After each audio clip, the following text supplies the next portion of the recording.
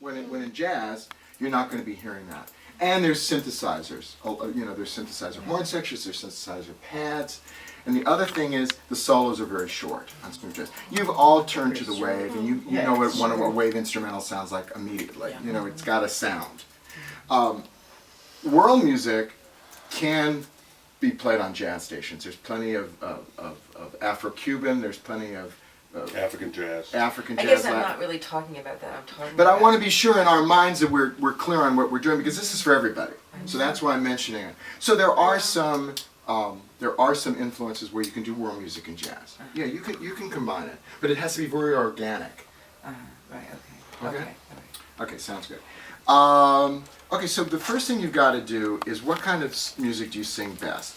And you've got to ask yourself first. And you've got to say, what songs are the ones that get the best response from the audience? When I sing, what are the songs that people like the best? What are the songs you get the best reaction? And you literally got to say, and then you say to yourself, well, what are those songs? Are they cabaret songs? Are they world music songs? Are they jazz songs? Are they songs where I'm singing really quietly and breathy? Are they songs where I'm really belting? So that's going to tell you, I'd make a sheet of paper and I'd say, here's my strengths. I've done all this. Here's my weaknesses. And be honest with yourself. Because I used to go to this jazz convention, and I was part of a thing that Kathy was actually the president of, called JZVOC, Jazz Vocalists. And these women were very nice, and most of them were women. You know, most of the singers were women. And they'd give me their CDs, and they were really nice. CDs looked great. I put on the CD, and this is no lie, 95% of the CDs, the women immediately had pitch problems so bad I couldn't listen to them. And it got to the point where I literally was throwing the CDs against the wall. Because I thought, come on, somebody should tell this person, you need to take some lessons, and you need to get your pitch in line. You've got pitch problems, obvious ones. So you've got to be honest with yourself. So the next thing you do is you do reality testing, which is when you do a live show, you tape it. You either videotape it with a flip cam, which is really cheap, or you just do it on your iPhone, or you do it somewhere where you tape it. Okay. And this is what, every time I say this to people, they all go, oh, I hate to hear myself, right?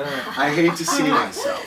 Well, I want to say, get out of show business if you hate to hear yourself and hate to see yourself, because you're going to be seeing and hearing yourself for the next 120 years.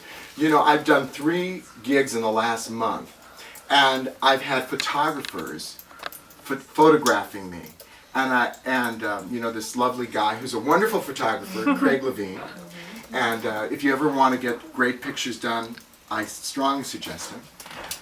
So he sends me the pictures he's taken of me. Then there's this other guy who takes pictures of me. And believe me, I don't like to see myself that much. But you've got to, and then I start saying, oh, I'm not wearing the right thing. I shouldn't be wearing that anyway. So get over that as soon as you can. And the more you hear yourself, the more, nobody likes to hear themselves at the beginning. We all don't sound the way we think we sound. But you get over that. What do you think are the reasons for taping yourself? What do you think are the positives? Cam? Well, that you know what you're doing.